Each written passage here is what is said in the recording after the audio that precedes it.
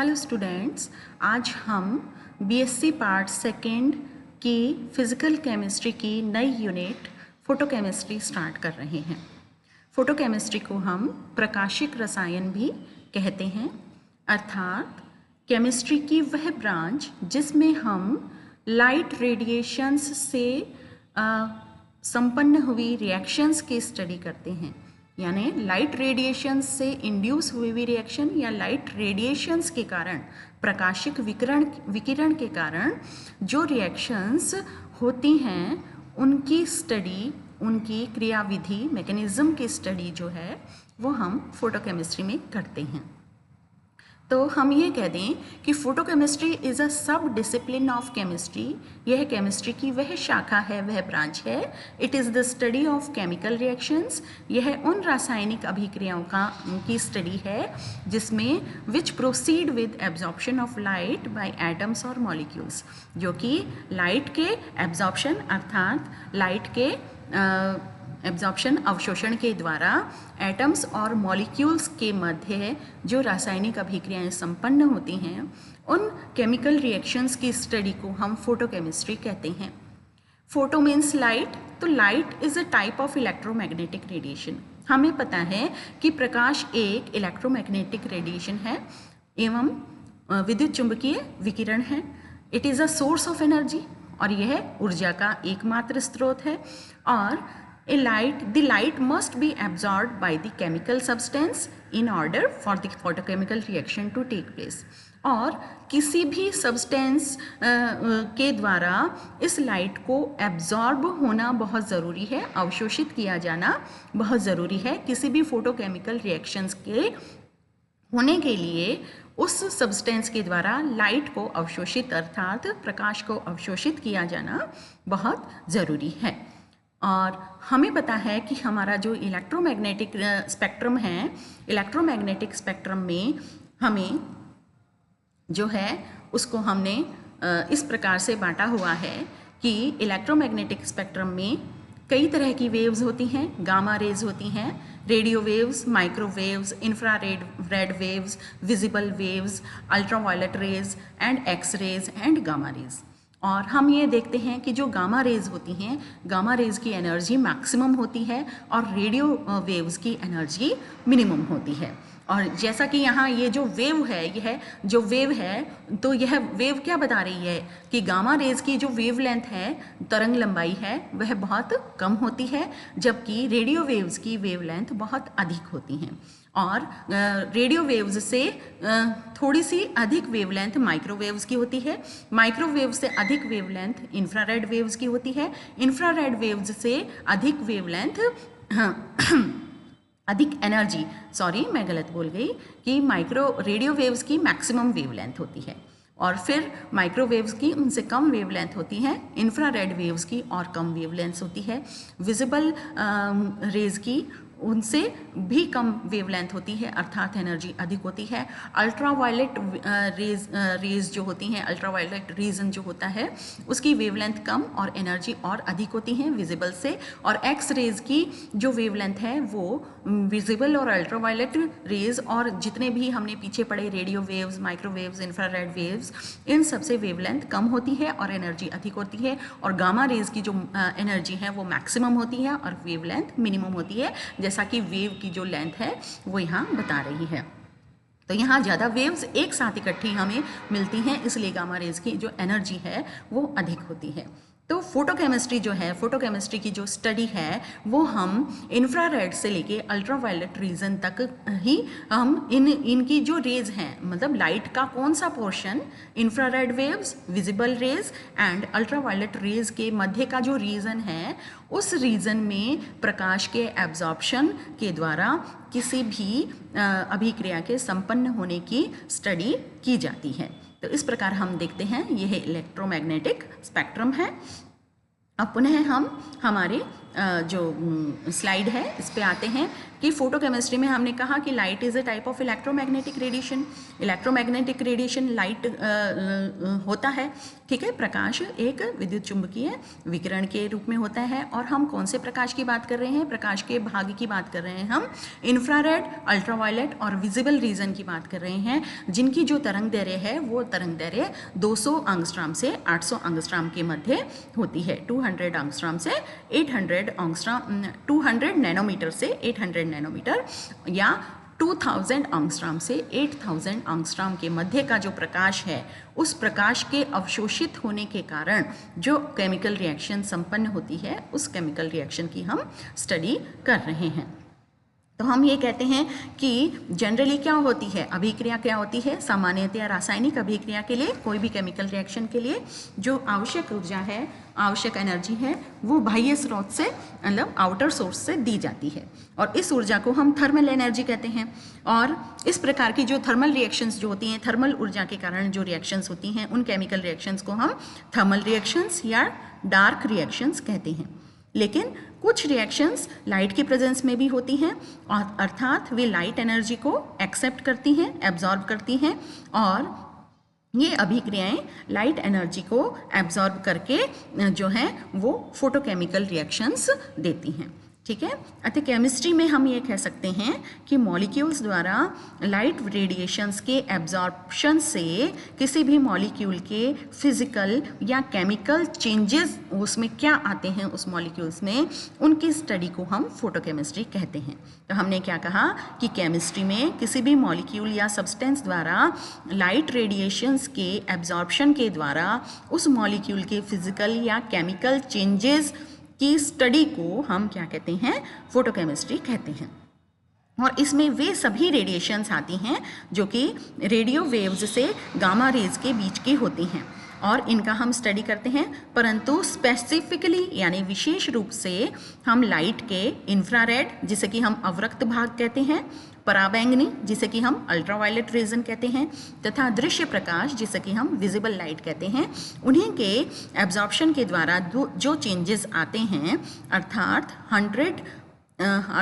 200 nanometre से 800 nanometre, या angstrom की हम बात करें तो एंगस्ट्रॉम यूनिट्स में 2000 एंगस्ट्रॉम से 8000 एंगस्ट्रॉम के मध्य का जो एब्जॉर्प्शन है लाइट रेडिएशंस का, उस एब्जॉर्प्शन के कारण जो परिवर्तन होते हैं, केमिकल चेंजेस होते हैं, हम उनकी स्टडी करते हैं। और ये जो लाइट रेडिएशंस हैं, इनकी एनर्जी 35 से 75 किलो कैलोरी पर मोल के मध्य में होती है। अतः हम फोटोकेमिस्ट्री को इस प्रकार से कह सकते हैं कि वो केमिकल चेंजेस जो कि लाइट के 200 नैनोमीटर से 800 नैनोमीटर के मध्य रेडिएशंस के एब्जॉर्प्शन से संपन्न होते हैं, से टेक प्लेस होते हैं, उन्हें हम फोटोकेमिस्ट्री कहते हैं। अतः फोटोकेमिकल रिएक्शंस वे रिएक्शंस हैं जो कि लाइट रेडिएशंस के फोटोनों के एब्जॉर्प्शन से होती हैं, ठीक है। तो इस प्रकार हम फोटोकेमिस्ट्री की क्या परिभाषा दे सकते हैं, डेफिनेशन दे सकते हैं? हम ये कह सकते हैं कि वह केमिस्ट्री की वह ब्रांच जिसमें लाइट रेडिएशंस यानी फोटोन के एब्जॉर्प्शन के द्वारा फोटोकेमिकल रिएक्शंस की अभिक्रिया की दर यानी rate of the reaction, mechanism of the reaction का अध्ययन किया जाता है, फोटोकेमिस्ट्री कहलाती है, ठीक है। तो इस प्रकार हम देखते हैं कि कई प्रकार की अभिक्रियाएं जैसे synthesis, polymerization, isometric reactions, oxidation, reduction, इस प्रकार की रिएक्शंस संपन्न होती हैं। आज की टेक्निकल टाइम में हम देखते हैं कि फोटोकेमिस्ट्री की बहुत अधिक इम्पॉर्टेंस है, जैसे कि फोटोवोल्टाइक सेल्स में इलेक्ट्रिसिटी का प्रोडक्शन, वाटर का प्योरिफिकेशन, विटामिन D2 का सिंथेसिस और पेस्टिसाइड्स का फॉर्मेशन, है ना, एनवायरमेंटल कंजर्वेशन और सोलर एनर्जी का कंजर्वेशन, ये सभी जो हैं ये डे टू डे लाइफ में यूजेस जो होते हैं, ये सारी फोटोकेमिस्ट्री के द्वारा ही ये यूज़फुलनेस इसकी साबित हुई है। तो हम ये कह सकते हैं कि फोटोकेमिस्ट्री का एक बहुत इम्पॉर्टेंट रोल है हमारे लाइफ में। अब इसी फोटोकेमिस्ट्री में हम जो है वो इसके मेन जो मटेरियल है, मेन जो इसका कंसिडरेशन है, उस पर हम आते हैं कि हम ये कह सकते हैं कि each photon of light absorb by a chemical system, मतलब एक केमिकल सिस्टम के द्वारा जो है लाइट का प्रत्येक फोटोन जो होता है वो एब्जॉर्ब होता है, और एक से अधिक एक मॉलिक्यूल उस फोटोन को एब्जॉर्ब करेगा और एक से अधिक मॉलिक्यूल इस फोटोन के द्वारा एक्टिवेटेड नहीं होंगे। केवल एक ही मॉलिक्यूल जो है वो इस फोटोन के द्वारा एक्टिवेटेड यानी सक्रियित हो जाता है, और इस प्रकार से यह फोटोकेमिकल रिएक्शंस को संपन्न करता है। तो इसे हम क्योंकि एक मॉलिक्यूल के द्वारा ही फोटोकेमिकल रिएक्शन होती है, एक मॉलिक्यूल ही फोटोन को एब्जॉर्ब करता है और उसके द्वारा फोटोकेमिकल रिएक्शन संपन्न होती है, तो इसे हम क्वांटम यील्ड भी कहते हैं। अब केमिकल रिएक्शंस जो होती हैं, यह केमिकल रिएक्शंस अगर होती हैं only when A molecule is provided the necessary activation energy. किसी भी केमिकल रिएक्शन के संपन्न होने के लिए हम कहते हैं कि उसको कुछ सक्रियण ऊर्जा जब तक नहीं प्रोवाइड की जाती तब तक वह केमिकल रिएक्शन संपन्न नहीं होती है। हम ये मानते हैं कि किसी भी कोई भी मॉलिक्यूल केमिकल रिएक्शंस को कब संपन्न करता है, जब तक कि उसे एक्टिवेशन एनर्जी यानी सक्रियण ऊर्जा हम उसको नहीं प्रोवाइड करेंगे तब तक वह केमिकल रिएक्शन नहीं हो पाएगी, संभव नहीं हो पाती है, पॉसिबल नहीं हो पाती है। तो in case of photochemical reactions light provides the activation energy, और फोटोकेमिकल रिएक्शन में ये एक्टिवेशन एनर्जी कहाँ से आएगी? लाइट के द्वारा आएगी, प्रकाश के द्वारा आएगी।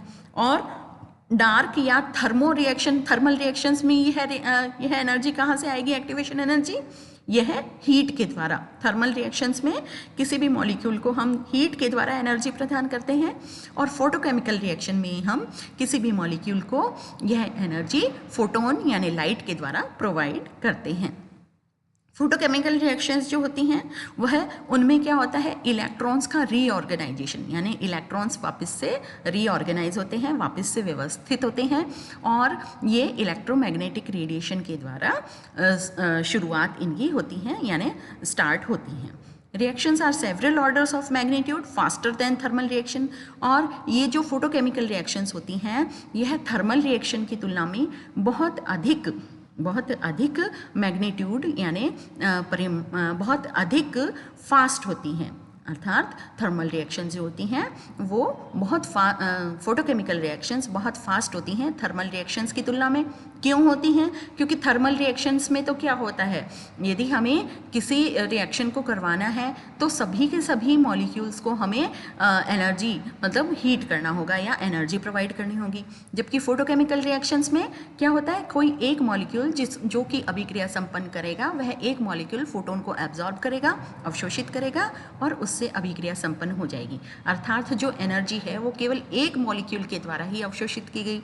और जबकि थर्मल रिएक्शन में क्या होता है, सभी मॉलिक्यूल्स उस एक्टिवेशन एनर्जी को एब्जॉर्ब करते हैं।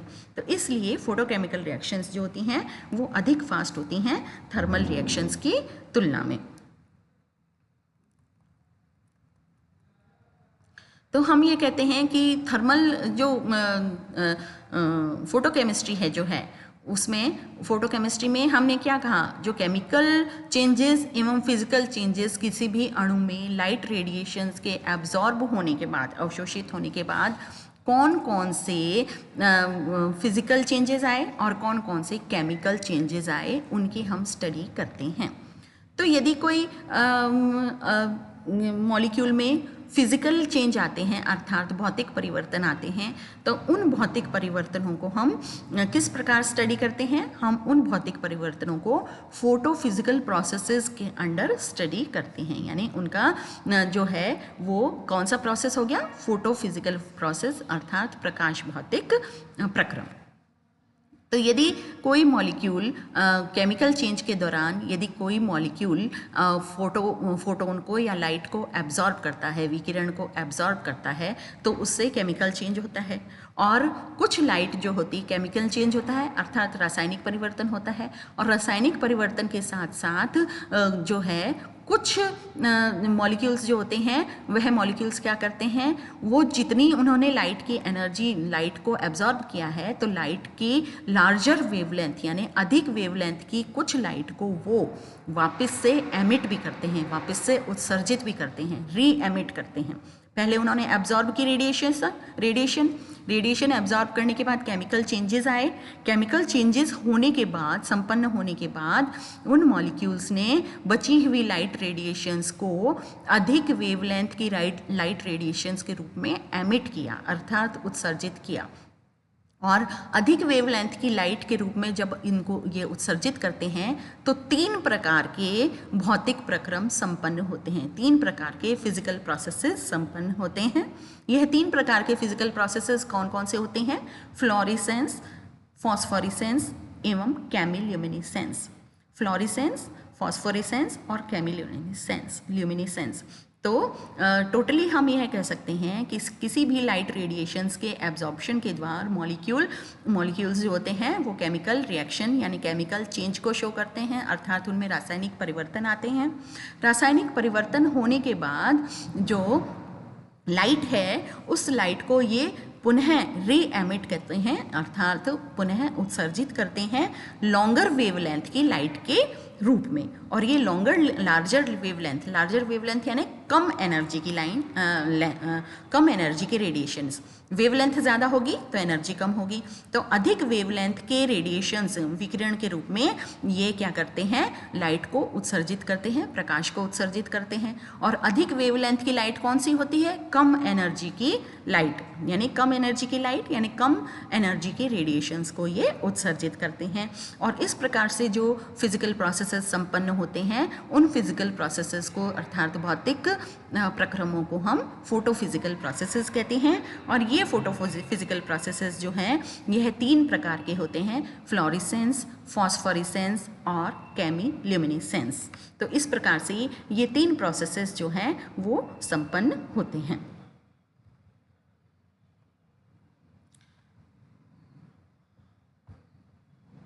तो इस प्रकार से ये जो 3 प्रोसेसेस संपन्न हुए, इन प्रोसेसेस को हम संपन्न होने के लिए सर्वप्रथम जो रेडिएशन है, विकिरण है, उसका किसी भी मैटर से क्या इंटरेक्शन होता है, पहले हम उसको देखते हैं कि जो केमिकल रिएक्शंस होती हैं वो मॉलिक्यूलर लेवल पर संपन्न होती हैं।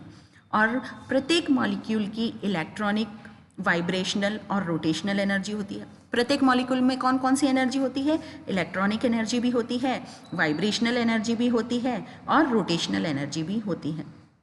अतः हम कह सकते हैं कि मॉलिक्यूल में इलेक्ट्रॉनिक, वाइब्रेशनल और रोटेशनल एनर्जी लेवल्स भी होते हैं, है ना? क्यों? क्योंकि हमने क्या कहा कि प्रत्येक मॉलिक्यूल में जो रिएक्शंस होती हैं वो इलेक्ट्रॉनिक लेवल की भी होंगी, वाइब्रेशनल यानी कंपन ऊर्जा के कारण भी होंगी, और घूर्णन ऊर्जा है वह भी होती है। तो इसका मतलब घूर्णन ऊर्जा स्तर भी, अर्थात रोटेशनल एनर्जी लेवल्स भी उसी मॉलिक्यूल में होंगे, वाइब्रेशनल एनर्जी लेवल्स भी होंगे तथा इलेक्ट्रॉनिक एनर्जी लेवल्स भी होते हैं। और ये जो सभी लेवल्स हैं, ये ऑल लेवल्स आर जो हैं ये एनर्जी के द्वारा, ऊर्जा के द्वारा क्वांटाइज्ड होते हैं, एनर्जी के द्वारा क्वांटीकृत होते हैं। अब यदि कोई अणु, कोई मॉलिक्यूल अल्ट्रावायलेट या विजिबल रीजन के फोटोन को एब्जॉर्ब करता है, अर्थात यदि कोई मॉलिक्यूल 200 नैनोमीटर से 800 नैनोमीटर के मध्य का रेडिएशन को एब्जॉर्ब करता है तो वह एक्साइटेड स्टेट में चला जाता है। और एक्साइटेड स्टेट में जो है, अर्थात एक्साइटेड स्टेट का मतलब क्या होता है कि हायर इलेक्ट्रॉनिक एनर्जी स्टेट में वो चला जाता है। और एक्साइटेड स्टेट में जाने के बाद जो रिएक्शन संपन्न होती है उसको अध्ययन यानी उसकी स्टडी ही फोटोकेमिस्ट्री कहलाती है। तो हम ये कह सकते हैं कि इलेक्ट्रॉनिक फॉर्म में एक्साइटेड मॉलिक्यूल्स के केमिस्ट्री को हम फोटोकेमिस्ट्री कहते हैं। और हम ये कह सकते हैं कि मान लीजिए कोई अणु A है और वो HNU रेडिएशंस को एब्जॉर्ब करता है, तो वह क्या करेगा? एक्साइटेड स्टेट में चला जाएगा। और एक्साइटेड स्टेट में जब वो जाता है तब वह एक्साइटेड एनर्जी स्टेट में जाने के बाद ही वह प्रोडक्ट बनाता है। और इस प्रकार से जो रिएक्शंस संपन्न होती हैं उनको हम फोटोकेमिस्ट्री या फोटोकेमिकल रिएक्शंस कहते हैं।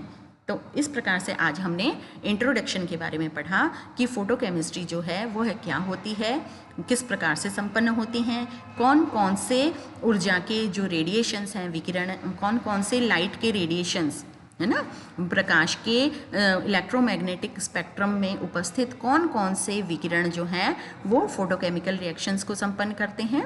फोटोन जो होते हैं, यह फोटोन लाइट का कौन सा पोर्शन, लाइट का IR इंफ्रारेड पोर्शन, अवरक्त भाग, UV विजिबल, UV अल्ट्रावायलेट भाग यानी पराबैंगनी भाग, तथा विजिबल दृश्य भाग।